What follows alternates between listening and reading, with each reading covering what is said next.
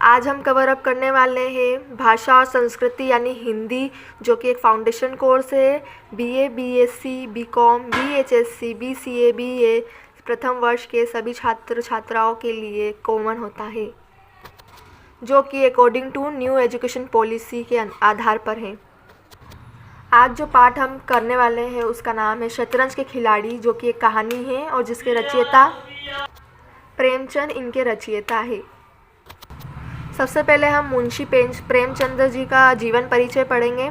इसकी पीडीएफ मैं आपको दे दूंगी, डिस्क्रिप्शन में आपको मिल जाएगी लिंक। अब आपको जो है जीवन परिचय से भी क्वेश्चन आएंगे, जो कि एमसीक्यू होंगे। 4 ऑप्शन दिए जाएंगे, क्वेश्चन आएगा, उस पर टिक करना होगा। ओएमआर शीट पे होगी आपकी एग्ज़ाम। इनका जन्म 31 जुलाई को हुआ था वाराणसी के लमी ग्राम में। बचपन का जो इनका नाम है वो मुंशी प्रेमचंद के धनपत राय, यानी कि इनका बचपन का नाम जो था वो मेनली धनपत राय था। प्रेमचंद जी उर्दू कहानियाँ भी लिखा करते हैं, तो इनमें क्वेश्चन ऐसा बन सकता है कि वे उर्दू में कहानी में किस नाम से लिखा करते थे, मतलब वहाँ पे वो नाम क्या लिखते थे अपना। तो वे नवाबों की तरह लिखा करते थे, इसलिए उन्हें नवाब राय नाम दिया गया था।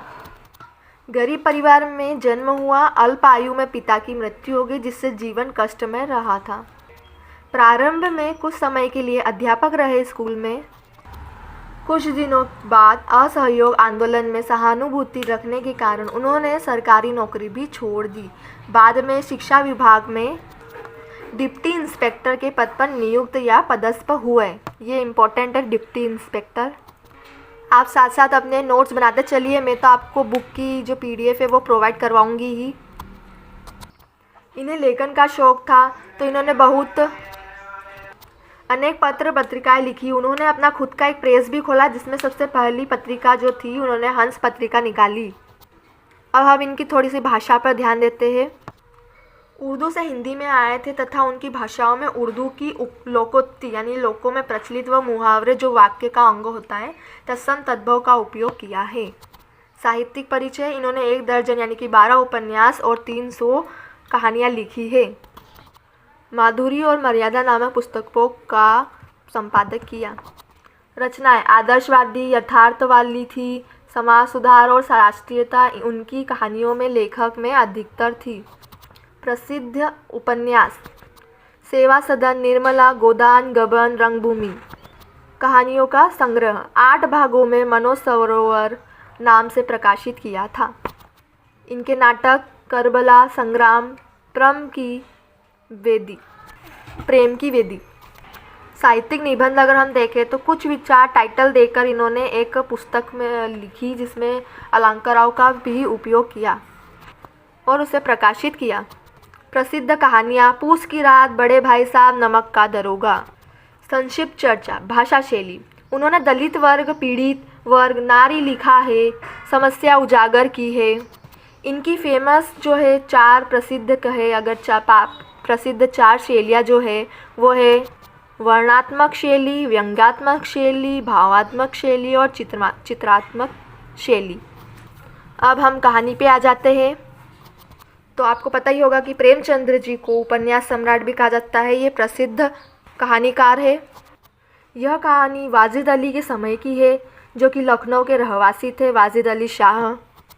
उस समय लखनऊ विलासिता के रंग में डूबा हुआ था, यानी कि अर्थपूर्ण जीवन ना हो। उन्हें राजनीतिक सामाजिक वातावरण से कुछ लेना देना नहीं था। मिर्ज़ा सज्जत अली और रोशन अली दोनों मित्र अपना अधिकांश समय शतरंज के खेल में बिताया करते थे। इसमें जो मेन कैरेक्टर्स है वो मिर्ज़ा सज्जत अली और मीर रोशन अली है।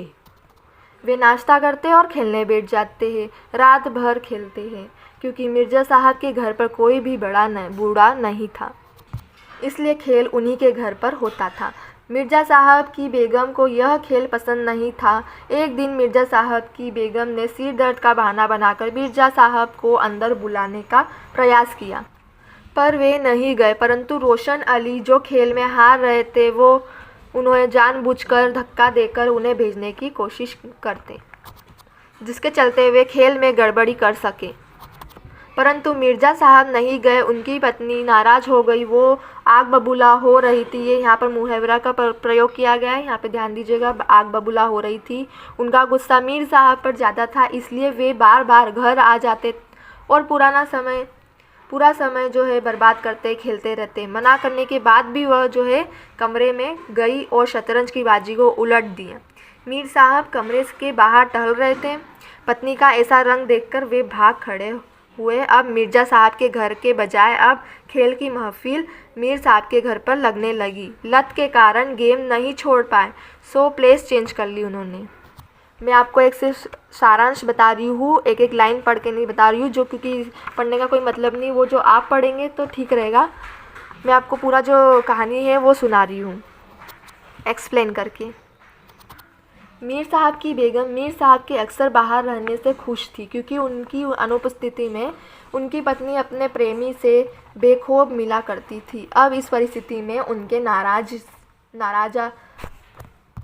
नाजायज़ संबंध में प्रॉब्लम्स आने लगी। एक दिन मीर साहब की पत्नी का प्रेमी सरकारी घुड़सवार बनकर मीर साहब की खोज करता उनके घर आ पहुंचा और मीर साहब के मोर्चे पर जाने की बात कही।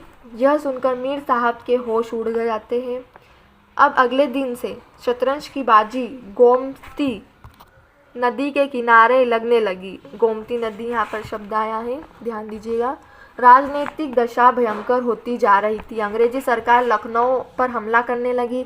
चारों ओर खलबली मची थी, पर वे निश्चिंत होकर खेल रहे थे।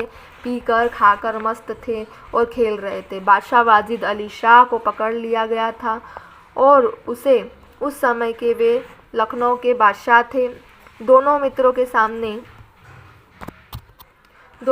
के सामने से सैनिक उन्हें ले जा रहे थे। उन्हें कोई फिक्र न थी, चिंता न थी। बादशाह की गिरफ्तारी के बाद उन्हें बचाया। एक दिन दोनों मित्रों ने खेल की बाजी को लेकर बहस हो गई। तलवारें तक निकल गई और दोनों ने एक दूसरे की जान ले ली। तो हमारी जो ये कहानी है ये यहीं ख़त्म होती है। अब हमें इससे शिक्षा क्या मिलती है? तो हमें इससे यह शिक्षा मिलती है कि नशे में डूबे लोगों को जागरूक करने का प्रयास करना चाहिए। वह कहते हैं कि काश यह मौत वाजिद अली के पक्ष में और ब्रिटिश सेना के विपक्ष में हुई होती तो मनुष्य धर्म सार्थक होता। इसकी PDF मैं आपको